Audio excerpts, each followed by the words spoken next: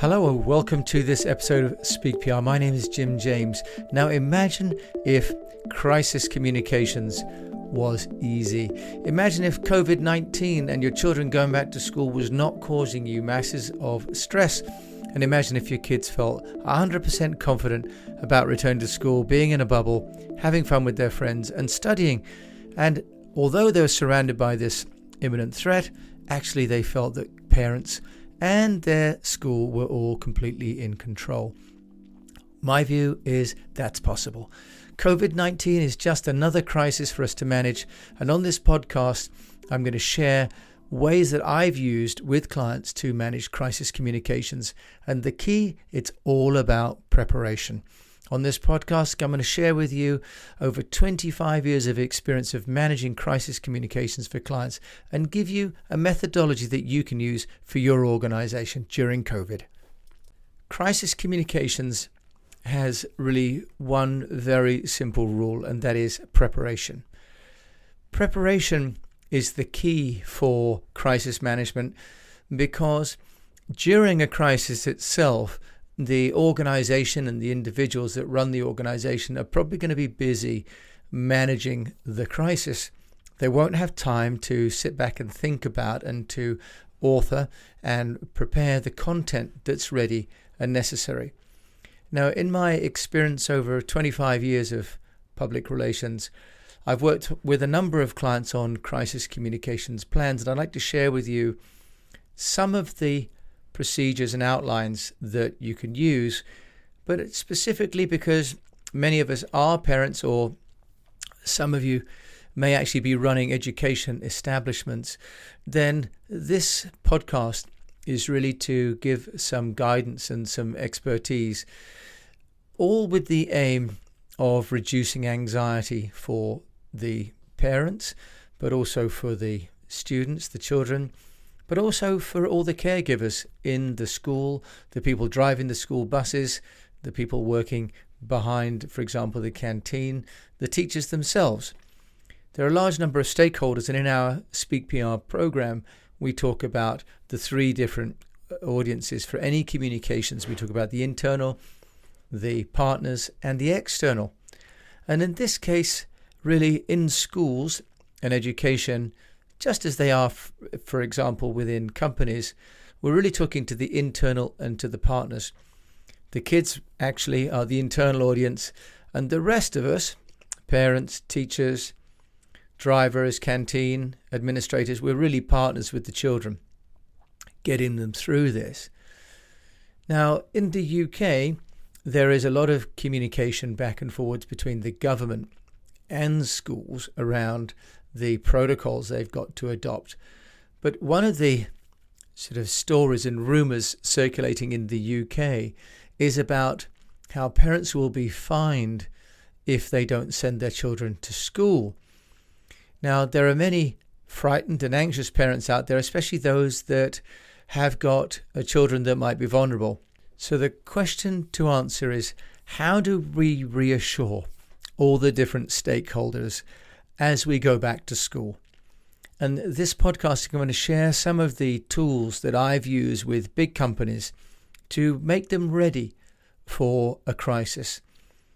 Now, COVID-19 is kind of a crisis that's happening, but we're managing. It's a crisis that has hit us all and has made us all change our lives. But now we're going back into the water, as it were. We need to be prepared for what happens if there's another attack.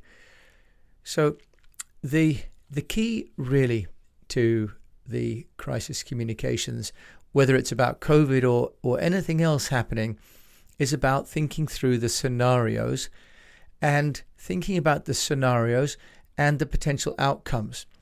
And as I always say to my clients, crisis communications is really about continuity management. Continuity is what we're all really looking forward to. So crisis communications isn't necessarily about trying to solve the crisis. It's about trying to ensure there's continuity of operations so that the crisis doesn't become fatal. And we can do that in a number of different ways. First of all, we need to decide who the stakeholders are, and I've mentioned before, we've got, for example, parents, we've got the people in school and involved in making sure that school happens, and we've got the pupils themselves. Now, a few sort of various rules, but as education is taking place both in school and sometimes now within these bubbles, one of the key issues with crisis communications is about time. We need to have some protocols set up and some infrastructure set up that enables us to communicate within certain timeframes. Now, ideally, communication takes place within regular school hours as much as possible, because that's when people are expecting that communication.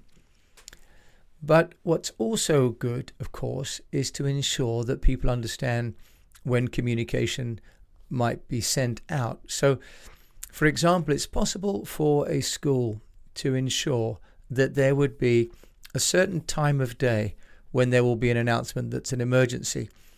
Now, when we lived in Beijing, the pollution levels would get so bad that sometimes the AQI, which is this air quality index, would go above 300. Now, if it was over 140, then people were not supposed to go to school.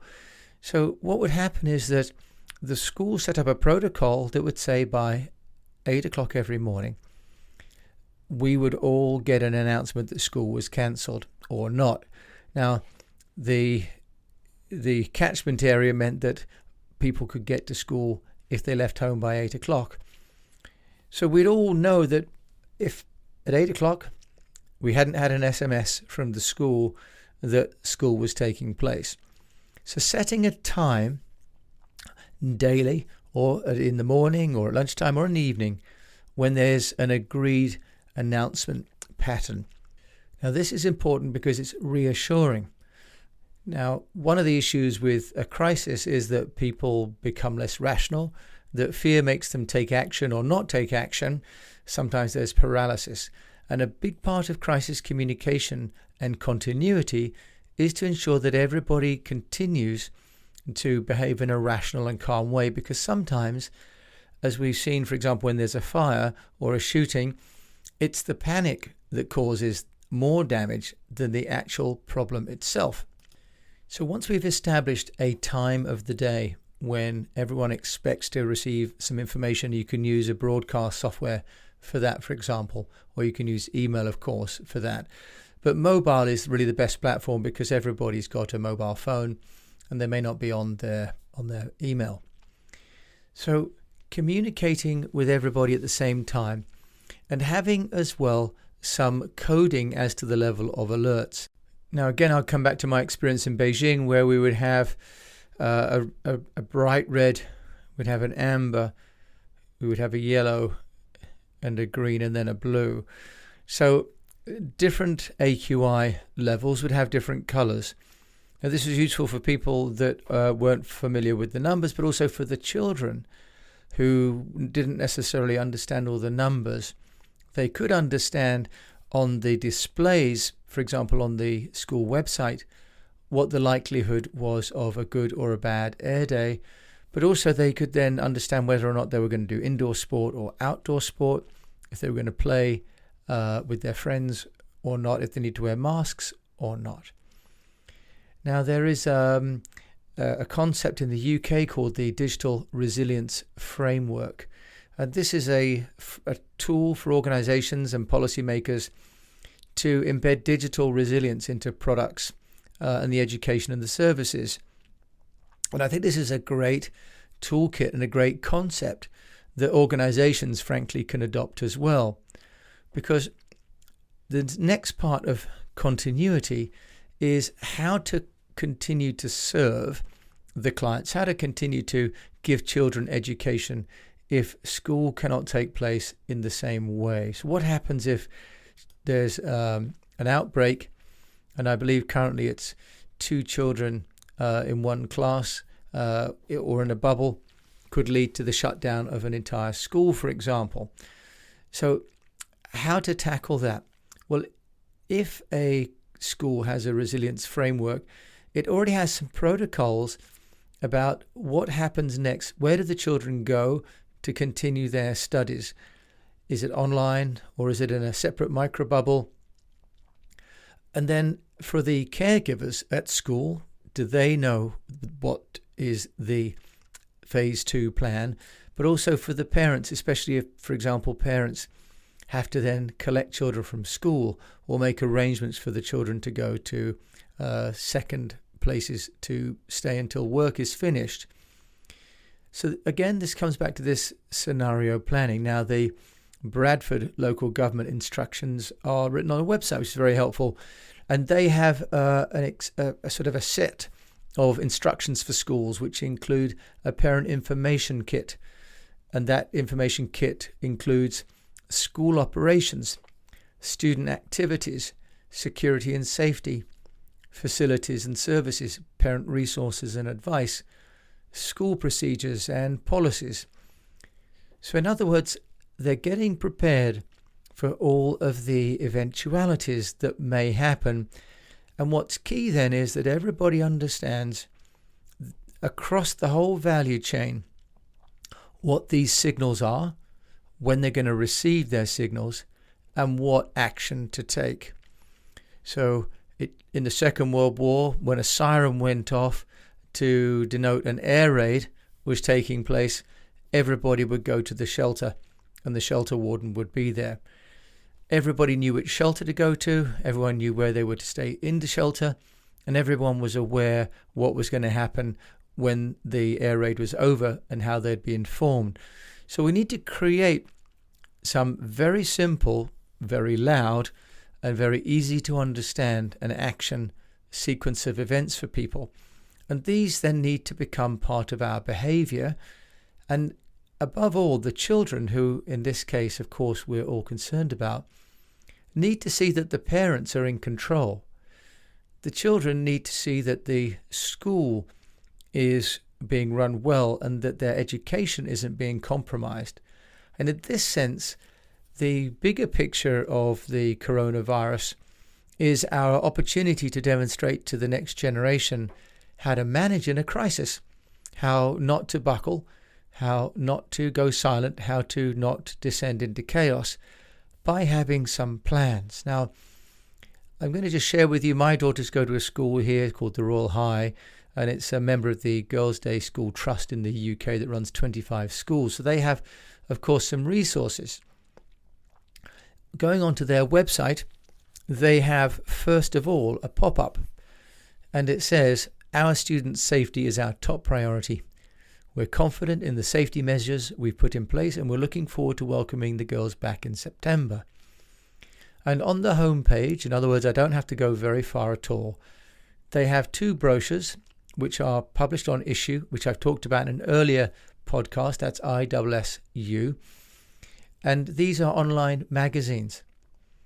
And in these magazines, they have shown the risk assessment and how the children will go to school, how they'll disassemble and disembark from their transport, which coloured areas they're going to go into, the timetables where different children will be going to different classrooms at different times, how they're going to handle, for example, the normality of sport, and how they're then also going to be proactive in teaching the children about personal hygiene, for example. What I also liked about this site was then it linked to the UK government site, which has a guidance for full opening of schools link. My sister's actually a head teacher at a school in London, and she was saying over the weekend that these guidance documents can be literally hundreds of pages long. So there's a huge amount of content and consideration going into caring for our children. But the school's job as well is to ensure that the parents understand and are reassured about these policies. Now, the American school in Singapore, where I was living for 12 years and still keep an office for East West PR, has actually helpfully created a website with their best practice from their experiences. And I think this is going to be a really nice outcome of the COVID-19, is that the education sector is sharing best practice. And in the American School of Singapore, they really talk about the need for preparedness. They talk about really the need for a resilience framework, for a communications protocol, and above all, to reassure the children that the school and the parents and all the people that are involved in ensuring that they're safe and well have composure and understand what to do when the situation escalates from a green to a blue to a red. So this podcast is about public relations. But as we all go back to school and we go and help our children go back to school, I think that it's an important topic to cover, because without a sense of peace of mind, none of the children will be happy, but also none of the community in which the children live will be happy. And it will mean that ultimately we can't get on with our own jobs because we are having to continue to rescue situations, and that is disruptive. So crisis communications is all about preparation. There is really no excuse now for COVID to be considered to be a crisis. COVID isn't a crisis anymore. It's a situation for us to all deal with. In one of the articles and one of the webinars I gave earlier in the year, I talked about COVID, the COVID mindset. And I explained that in my view, all PR in COVID time should be compassionate, optimistic, values-based, informative and digital. Public relations for schools and for all of the higher education, I believe, should have a COVID lens now. And ultimately, public relations is about communicating how an organization is managing situations to all of its stakeholders. And this is probably one of the most complex and most universal communications campaigns taking place.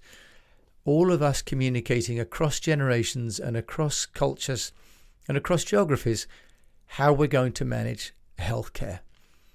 And at the heart of that is probably one of the most important customer groups in the world, and that is the next generation. I think we can do this. I know we can. COVID is just another situation for us to prepare for, sort out the messaging, decide who needs to say what and where, and to give enough clues and enough strict and clear guidance that's unambiguous to all those people that need to change their plans at short notice. And with that, going back to school doesn't have to be stressful. It doesn't have to be unpleasant. But more importantly, going back to school can be permanent. I hope this is useful for your school, for your organization. If I can share this in a personal way, happy to do so. Feel free to reach out to me at jim@eastwestpr.com or come to our website, which is eastwestpr.com. So in the meantime, until you may listen to another episode of this podcast, I wish you the best of health, that your children return back to school and are happy, and that you are feeling relaxed and confident that you can tackle any issues that may seem like a crisis, but because you're prepared, they will just seem like part of a normal daily life.